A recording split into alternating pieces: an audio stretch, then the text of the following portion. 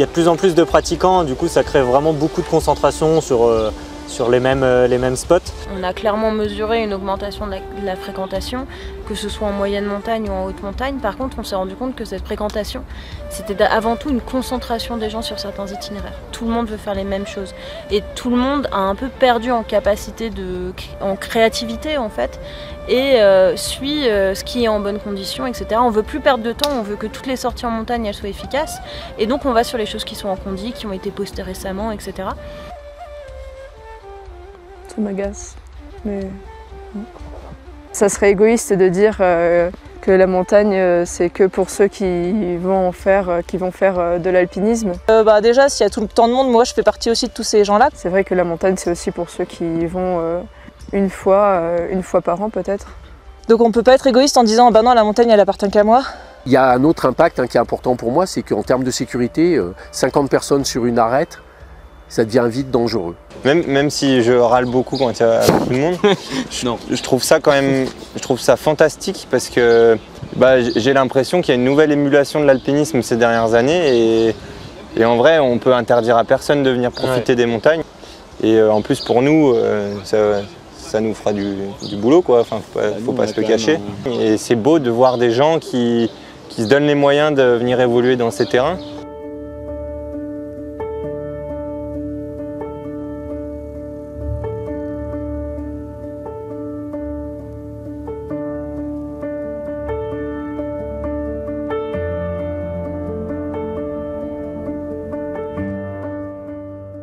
Quand je disais ça tout à l'heure sur la société de vitesse, c'est vrai que ça permet de se poser quand on vient ici. Il y a des marches d'approche, on ne monte pas en téléphérique. Juste, il faut essayer d'éduquer les gens, changer les mentalités pour casser un peu ce côté consommation et redevenir un peu plus respectueux de la nature et de ce qui nous entoure.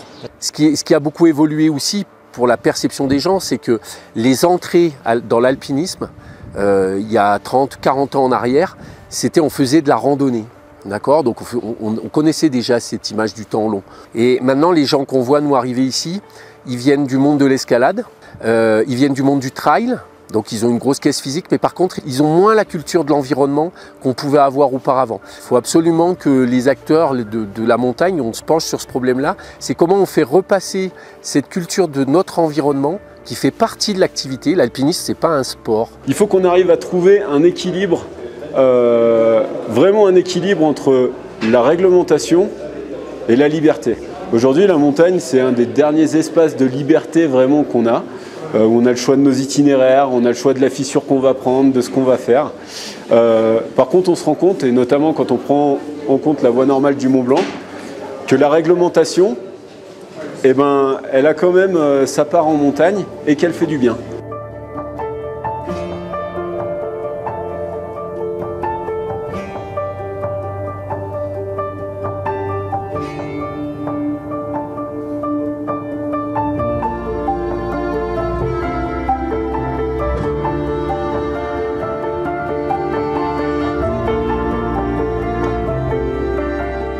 Je travaille sur la conciliation des activités sportives avec la protection de l'environnement, et qui dit conciliation, c'est que les deux doivent coexister. C'est-à-dire que l'idée, c'est pas de tout interdire pour sauver la planète. Dans les solutions qu'on peut envisager, déjà, c'est un peu changer le cool en montagne, c'est-à-dire que jusqu'à très récemment, ce qui est plutôt cool en montagne, c'est les performances extrêmes, très rapides, qui survolent un petit peu le milieu naturel juste comme support d'une pratique sportive de plus en plus performante. Et ensuite, je pense que d'un côté personnel, c'est aussi ralentir dans nos rythmes de vie, profiter de ce qu'on a sur un cercle plus proche, plus restreint. Mais déjà, si on pouvait venir en vélo ou au moins en transport en commun, et voilà, ça peut déjà être quelque chose qu'on peut améliorer dans la vallée. So we are on holiday now, and we let the car in one place for maybe 3 weeks now, and we do it all by bike. Another thing is all the infrastructure in the mountains.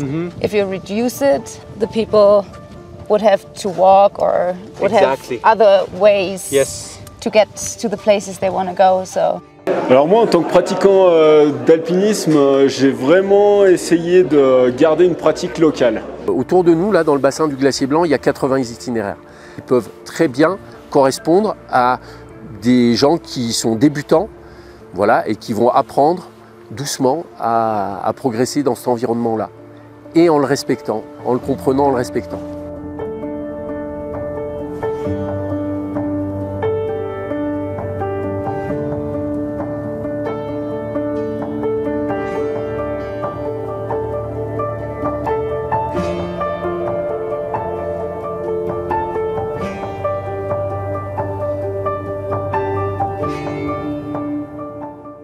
C'est cool de faire de la montagne et tout, mais je pense qu'il faut aussi juste que les gens ils viennent aussi pour les bonnes raisons, tu vois.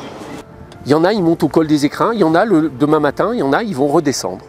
Et il n'y a pas de jugement de valeur, ouais bah moi j'ai été faire la barre en faisant ci ou ça. Je trouve qu'on se détache quand même un peu de la réussite simple du sommet et ça c'est positif je trouve. Voilà, c'est pas grave. Tu vas pas faire le dôme, tu vas pas faire le dôme, tu vas pas faire une grosse course, tu vas pas la faire.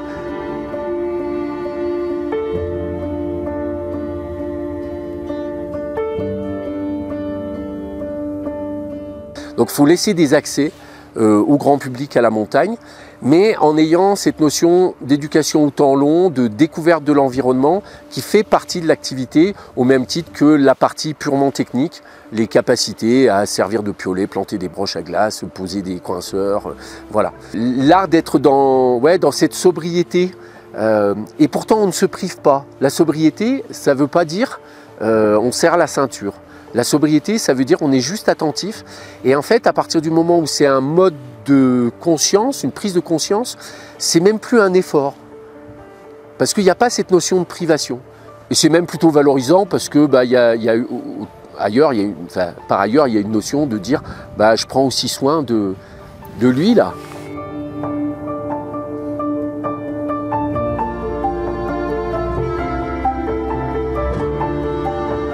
Donc en fait, on peut trouver du plaisir et même des sensations extraordinaires à aller faire quelque chose qui est, je dirais, ordinaire.